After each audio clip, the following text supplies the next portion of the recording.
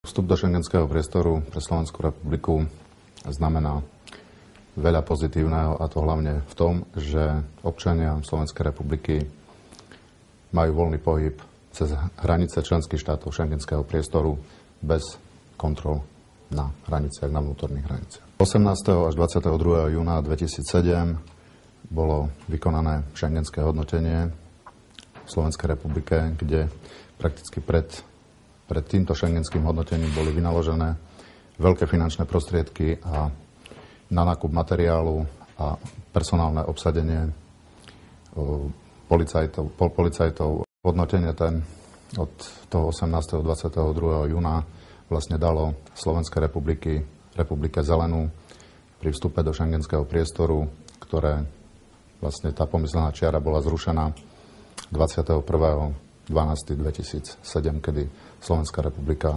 ako plnoprávny člen európskeho, teda šengenského priestoru vstúpilo so všetkými právami a povinnosťami a výhodami do tohto priestoru. Ochranu vonkajšej šengenskej hranice môžeme rozdeliť na hraničnú kontrolu a hraničný dozor.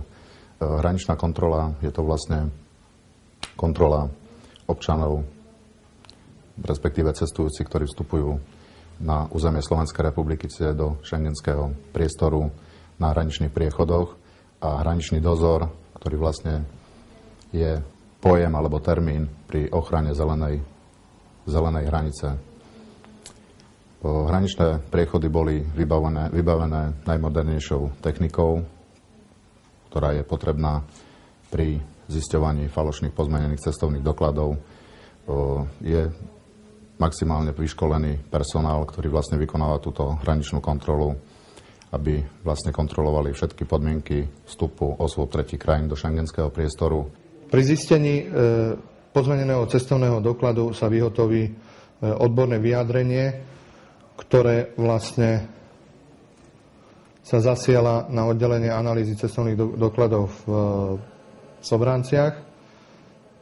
Vyhotovuje sa tým, že nafotí sa originál, to je vlastne porovnávací materiál, a sa nafotí sa falzifikát podrobne, kde podrobne sú vlastne opísané skutky, ktoré sa nachádzajú na tom doklade. Hraničný dozor je to vlastne, ako som už spomínal, kontrola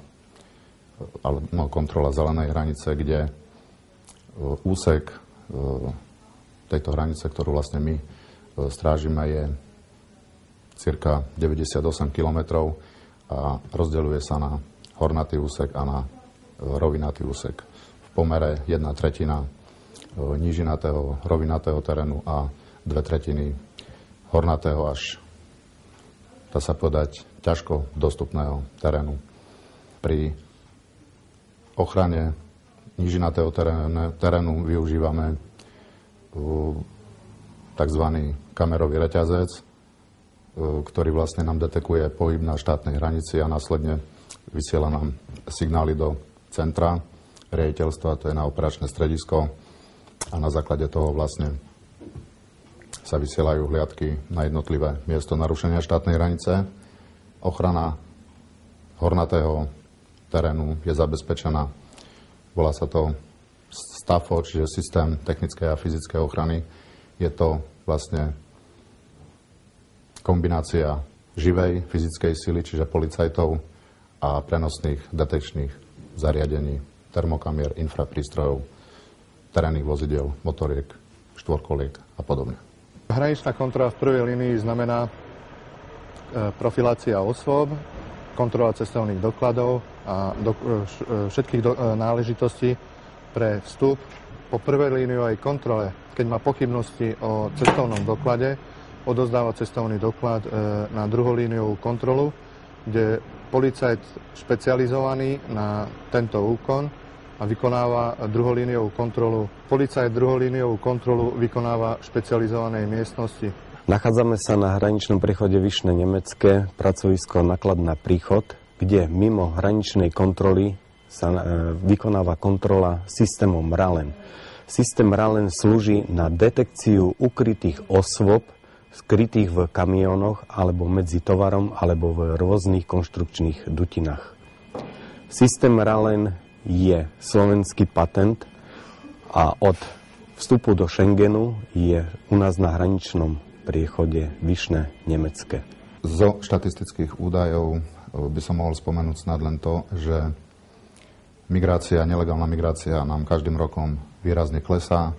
Pre ilustráciu môžem povedať, že v roku 2005 bolo na ukrajinsko-slovenskej hranici zadržaných celkom 2510 osôb, v 2006 2356, v 2007 1694 osôb, v 2008 978 osôb, v 2009 578 osôb a v roku 2010 493 osôb. Takže ako je vidno, každým rokom táto migrácia nelegálna klesá, kde prakticky za tých 5 rokov kleslo z 2510 na 493.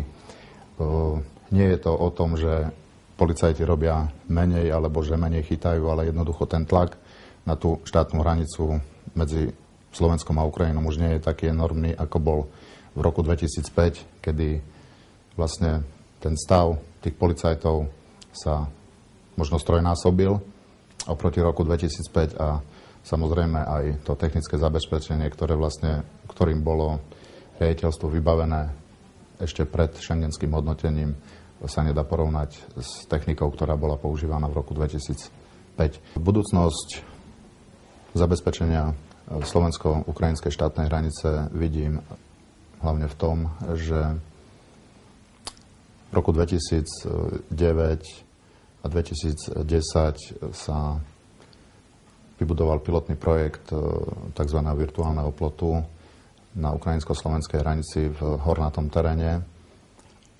A je to vlastne časť úseku, ktorá je zabezpečená technicky. Všetko záleží od finančných prostriedkov.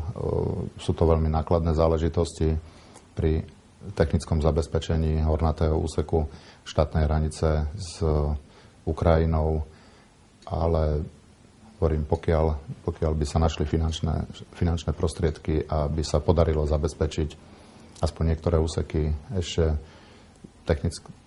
niektoré úseky hornatého terénu technickými prostriedkami, tak boli by sme spokojní.